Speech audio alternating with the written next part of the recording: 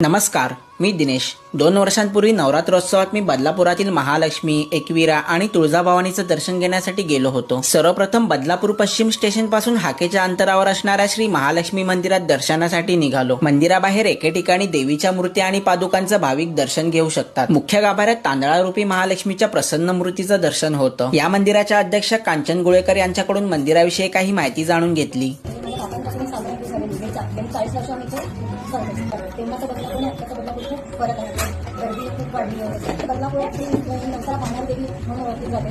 त्यामुळे देवीची जी मूर्ती आहे ती पूर्ण मूर्ती नसून फक्त देवीचं मुख म्हणजे सांगायला आहे। हल्लीच या मंदिराचा जीर्णोद्धार झालेला असून आत्ताचं मंदिर खूपच सुंदर आहे। त्या मंदिरातून दर्शन घेऊन बदलापूर बस स्थानकाच्या बाजूने गांधी टेकडीवर एकविरेचं मंदिर आहे। निमुळत्या वाटा पार करून मंदिरापाशी पोहोचलो आणि मुख्य मंदिरात प्रवेश केला। मुख्य गाभाऱ्यात आई एकविरा मातेच्या मूर्तीचं दर्शन घेतलं। एकविरा मातेच्या मंदिरापासून निघून 15 ते 20 मिनिटांनी तुळजाभवानी मंदिरापाशी पोहोचलो। मुख्य गाभाऱ्यात तुळजाभवानी मातेच्या हुबेहूब मूर्तीचं दर्शन घेतलं। या मंदिराचे पुजारी श्री संतोष लोखंडेंकडून काही माहिती जाणून घेतली। तुम्ही सुद्धा बदलापुरातील असाल तर या नवरात्रीत 3 देवींचं अवश्य दर्शन घ्या। तसेच याचा संपूर्ण व्हिडिओ पाहायचा असल्यास तो माझ्या दिनेश नवले या युट्यूब चॅनलवर पाहायला मिळेल। तसेच ही रील आवडल्यास नक्की शेअर व सेव्ह करा। असेच नवनवीन आणि माहितीपूर्ण व्हिडिओ पाहण्यासाठी माझ्या पेजला नक्की फॉलो करा।